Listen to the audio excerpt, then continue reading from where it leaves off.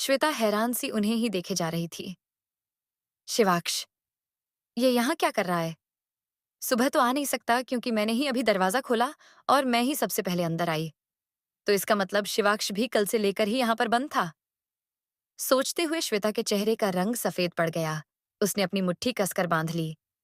श्वेता को वहां देखकर शिवाक्ष थोड़ा हैरान सा रह गया। उसने चौंकते हुए पूछा, श्वेता, लॉग, तुम इतनी सुबह यहाँ? शिवाक्ष का सवाल सुनकर श्वेता अपने ख्यालों से बाहर आई और झट से बोली, हान, वो मैं। इतना कहकर वो शिवाक्ष से उल्टा सवाल करते हुए बोली, तुम यहाँ क्या कर रहे हो? शिवाक्ष और अंजलि एक दूसरे की तरफ देखने लगे। अंजलि ने धीरे से ना में सिर हिला दिया। श्वेता ने दोनों को एक दूसरे को इशारे करते हुए देख लिया। दोनों को इस तरह से एक दूसरे को देखते हुए देखता पाकर श्वेता ने अपने नाखून अपनी हथेली में ही गढ़ा लिए। शिवाक्ष ने अपने बालों में हाथ फेरा और बोला, वो, मुझे कुछ काम था तो मैं जल्दी आ गया था, बाकी इसका यही जाने। बोलकर उसने अंजलि को देखा। पर मुझसे पहले तुम अंदर कैसे आ सकते हो? श्वेता ने बौखलाते हुए पूछा। फिर उसे एहसास हुआ कि वो अपना कंट्रोल खोने लगी है, तो बात को संभालते हुए बोली, मेरा मतलब, तुम अंदर कैसे आ सकते हो? कंपोनेंट प्लेसमेंट, आई मीन, दरवाजा तो अभी खुला ना। तो तुम्हें कैसे पता कि दरवाजा कब खुला है? शिवाक्ष ने उससे सवाल किया। श्वेता, वो मैं अभी जब वॉचमैन गया तो उसके बाद ही यहाँ आ गई थी, तो मुझे पता है। शिवाक्ष सीरियस होकर बोला, ओह, पर मैं वॉचमैन के दरवाजा खोलते ही अंदर आ गया था। और अब मुझे किसी के सवालों का जवाब नहीं देना तो पूछना भी मत। बोलते हुए शिवाक्ष ने जाकर अपना गिटार उठा लिया।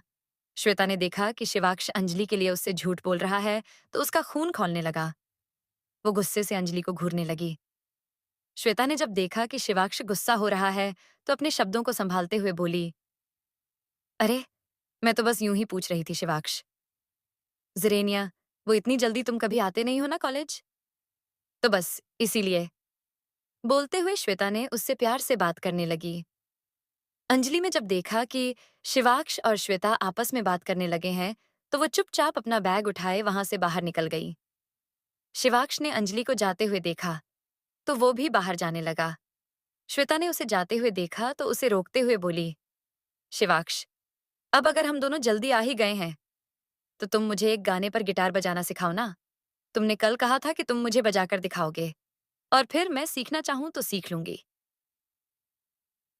शिवाक्ष ने अपने गिटार की तरफ देखा और बोला, अभी मैं थक चुका हूं श्वेता, बाद में दिखा दूंगा, बाय। बोलकर शिवाक्ष वहां से बाहर निकल गया। शिवाक्ष, बोलते हुए श्वेता ने उसे रोकना चाहा, पर वो वहां से चला गया। श्वेता की आंखों में खून उतर आया। ब्लडी बिच, ये लड़की सारी रात शिवाक्ष के साथ इस कमरे में बंद थी, और शिवाक्ष भी अभी झूठ बोलकर बात को घुमाने की कोशिश कर रहा था। आखिर ऐसा कर दिया इसने एक ही रात में, जो शिवाक्ष इसके इशारों पर चलना सीख रहा है। 2 सालों में कभी मेरे इशारों की तरफ तो नजर भी नहीं डाली, और इसके नाम में सिर हिलाने पर बहाने बनाकर बताने लगा है। इसे तो मैं छोड़ूंगी नहीं। ये शिवाक्ष के करीब नहीं आ सकती। ये मेरे और शिवाक्ष के बीच में नहीं आ सकती। बोलते हुए श्वेता ने फोन निकाला और गैलरी में शिवाक्ष की फोटो देखने लगी। फिर पिछली यादों में खो गई। फ्लैशबैक, 2 साल पहले, कॉलेज कैंपस। शिवाक्ष और अक्षत बाइक से कॉलेज पहुंचे तो कॉलेज के बाहर कुछ लड़के एक लड़की को छेड़ते हुए दिखाई दिए। लगी, पीछे गर्दन को कवर करते हुए लंबे बाल जो हवा चलने से लहरा रहे थे। परफेक्ट जॉलाइन, ज़िरेनिया काली गहरी आंखें और कसा हुआ बदन। शिवाक्ष किसी हीरो की तरह नजर आ रहा था, और वो लड़की अपनी नजरें उससे फेर ही नहीं पा रही थी। शिवाक्ष ने लड़के को घूरा और बोला, हड्डियां सही सलामत चाहता है तो निकल जा यहां से, और दोबारा किसी लड़की को छेड़ते हुए नजर मत आना, वरना ऐसा बुरा हाल होगा कि खुद को ही पहचान नहीं पाएगा। शिवाक्ष ने उसे वार्निंग देते हुए कहा। लड़के ने मुंह से निकलते हुए खून को नीचे थूका और बोला, अरे तू मारेगा तो मैंने भी चूड़ियां नहीं पहन रखी। 24। शिवाक्ष और श्वेता का मिलना एक गुस्सा मारकर खुद को 30 मार खां समझ रहा है क्या? अपने साथी लड़कों को देखते हुए, ए सब मारो रे इसको, एक एक हड्डी तोड़ दो, फिर बताता हूं कि किसका बुरा हाल होगा। बोलते हुए लड़के ने अपनी बाजू में खून साफ किया और अपने साथी के हाथ में पकड़ा हुआ बैट अपने हाथ में लेते हुए बोला, अब तो तुझे कोई नहीं बचा सकता। अब हमारा बल्ला और तुम्हारा सिर।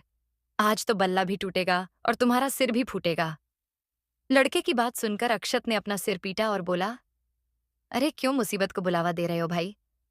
मैं बता रहा हूं, सामने खड़ा आदमी रहम नहीं खाएगा और तुम सबको 4 कंधों पर घर जाना पड़ेगा। इसके लिए 100 आदमी भी लड़ने के लिए कम पड़ जाएं। तुम तो फिर भी 8 ही हो। अक्षत ने कहा तो वो सब हंस दिए। लड़का बोला, अभी पता चल जाएगा कि कौन किस पर रहम खाएगा। बोलते हुए वो शिवाक्ष को घूरने लगा। अक्षत ने सिर हिला दिया और बोला, विपरीत बुद्धि विनाशकालय। अब जो होगा उसके जिम्मेदार तुम लोग खुद ही होंगे। आखिर क्या होगा इस फाइट का अंजाम? क्या शिवाक्ष हरा देगा इन सबको या खुद ही हार जाएगा इन लड़कों से? आखिर कौन हो सकती है ये लड़की जिसे शिवाक्ष ने बचाया है? उन्हें मेरे यहाँ होने या न होने से क्या फर्क पड़ता है? जो इंसान खुद भी हफ्ते में एक बार घर का चक्कर लगाए, उन्हें मुझसे इस बारे में कुछ भी पूछने का कोई हक नहीं है। शिवाक्ष ने ऊबे हुए लहजे में कहा, ऐसे नहीं कहते शिव, वो तुम्हारे पापा हैं। उन्हें फिक्र रहती है तुम्हारी। बोलते हुए प्रेरणा जी उससे अलग हुई। मुझे अब इस बात से कोई मतलब नहीं है कि उन्हें मेरे यहाँ होने से फर्क पड़ता है या नहीं, मेरी फिक्र होती है या नहीं। जब मुझे उनकी जरूरत थी तब उन्हें मुझसे कोई मतलब नहीं था, और अब मुझे उनकी कोई जरूरत नहीं रही तो मेरे पास आने की कोशिश करते रहते हैं और मेरा हाल चाल पूछते रहते हैं। पर मेरे लिए तो मेरे डैड सिर्फ नाम के ही हैं। मेरी जिंदगी में उनकी इंपॉर्टेंस बस इतनी है कि मेरे नाम के पीछे उनका नाम जुड़ा है।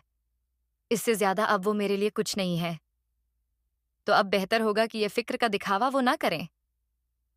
बोलकर शिवाक्ष जाने लगा तो प्रेरणा जी ने उसे रोकते हुए कहा, शिवाक्ष, वो तुम्हारे डैड है।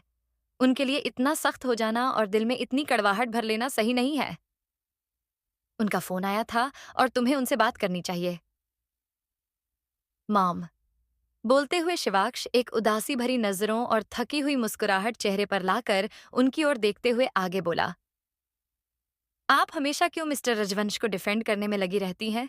उन्होंने आपके साथ भी तो गलत किया है ना? You know what mom, that man do not deserve your love, care and सब ईपी आर्ट। बल्कि वो अब हमारी जिंदगी में एग्जिस्ट ही नहीं करने चाहिए। शिवाक्ष ने इतना कहा ही था कि प्रेरणा जी ने एक जोरदार चांटा उसके गाल पर जड़ दिया। पूरे हॉल में उस थप्पड़ की आवाज गूंज उठी। शिवाक्ष ने गाल पर हाथ रखा और प्रेरणा जी को हैरानी से देखने लगा। आपने मुझ पर हाथ उठाया मॉम? बोलते हुए शिवाक्ष की आंखें नम हो चुकी थीं। अचानक से ऐसे थप्पड़ पड़ने से शिवाक्ष की आंखों में आंसू भर आए। प्रेरणा जी कुछ पल को खामोश सी हो गई, फिर अपने हाथ को देखने लगी। वो शिवाक्ष पर हाथ नहीं उठाना चाह रही थी, लेकिन शिवाक्ष की कही बात से उनका हाथ अपने आप ही उस पर उठ गया था। शिवाक्ष ने नम आंखों से उन्हें देखा और फिर अपने कदम पीछे की ओर लेने लगा। शिवाक्ष, बेटा मेरी बात सुनो। बोलते हुए प्रेरणा जी ने शिवाक्ष का हाथ पकड़ने लगी और रोकने लगी। शिवाक्ष जल्दी से पीछे हट गया, तो प्रेरणा जी उसका हाथ नहीं पकड़ पाई। शिवाक्ष ने गाल से हाथ हटाया तो उसके गाल पर उंगलियों के निशान छप गए थे। आप कभी उनके बारे में गलत सुन ही नहीं सकती ना मॉम। पता नहीं क्यों, लेकिन आप हमेशा उनमें से और मुझ में से उन्हें ही चुनती है। उस आदमी ने आपके साथ इतना गलत किया, लेकिन फिर भी आपको हमेशा वही सही लगते हैं। बोलते हुए शिवाक्ष अपने कदम पीछे की ओर लेता रहा। तुम भी मेरे लिए जरूरी हो शिव। जितना बुरा तुम अपने पापा को समझते हो, इतने बुरे वो नहीं है। काश तुम कभी यह बात समझ पाओ। बोलते हुए प्रेरणा जी उसकी ओर जाने लगी और शिवाक्ष को गले लगाने की कोशिश करने लगी, तो शिवाक्ष ने हाथ दिखाकर रोकते हुए कहा, आप रहने दीजिए मॉम। आप हमेशा मुझसे कहती हैं कि मैं समझूं, लेकिन मुझे समझना क्या चाहिए, ये आज तक मुझे नहीं समझाया है। हर बार बस आप यही कहकर टाल देती है कि मैं समझता नहीं हूं, लेकिन आप कभी यह नहीं बताती कि मैं समझूं क्या। क्या मैं ये समझूं कि उनका घर से बाहर आपको छोड़कर किसी और के साथ रहना सही है, या फिर मैं ये समझूं कि उनका मेरे हर छोटी बड़ी खुशी में शामिल ना होना भी सही है, या फिर ये समझूं कि उनकी वजह से आपकी आंखों से आंसू बहना सही है। आप उनकी गलतियों को बार बार सही कैसे बता सकती हैं, जबकि ये बात साफ दिखाई देती है कि वो गलत है। फिर भी आप आंख पर पट्टी बांधकर उनकी गलतियों को नजरअंदाज करके उनकी ही तरफदारी करती रहती है। आपको मैं आज तक नहीं समझ पाया मॉम, पर अगर मुझे उनके बारे में ये सब समझना है तो सॉरी। मैं ये नहीं समझ सकता, बोलकर शिवाक्ष तेज कदमों से बाहर निकल गया। काश मैं तुम्हें सब बता पाती शिवाक्ष, पर हालात ही ऐसे हैं कि तुम्हें कुछ भी बताने की हिम्मत और ताकत मुझ में नहीं है। पर एक दिन शायद तुम अपने डैड को जरूर समझोगे। बोलते हुए उन्होंने अपनी आंखों से बहते आंसुओं को पोंछा और अपने कमरे में चली गई। अंजलि कॉलेज पहुंची तो खुशी और आकाश गेट के पास ही उसे मिल गए। खुशी ने उसे हग किया और पूछने लगी, तुम्हारा फोन क्यों नहीं लग रहा था अंजलि? कल जब मैंने तुम्हारा कॉल देखा तो उसके बाद मैंने तुम्हें बहुत सारे कॉल्स और मैसेजेस किए, पर तुमने ना वो देखे और ना ही किसी का रिप्लाई दिया। बोलते हुए खुशी उससे शिकायत कर रही थी। अंजलि जवाब देते हुए कहती है, सॉरी खुशी, वो मेरा फोन गिरकर टूट गया था और फिर चला ही नहीं, इसीलिए तुम्हारा फोन नहीं लग रहा है। ओह, तभी कल से लेकर स्विच ऑफ बता रहा है। बोलते हुए आकाश ने अंजलि को देखा। अंजलि ने सिर हिला दिया।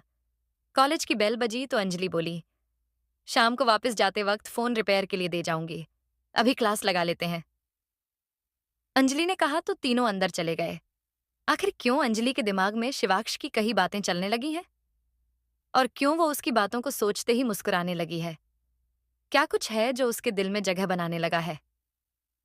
और आखिर क्यों शिवाक्ष अपने डैड से इतना दूर हो गया है?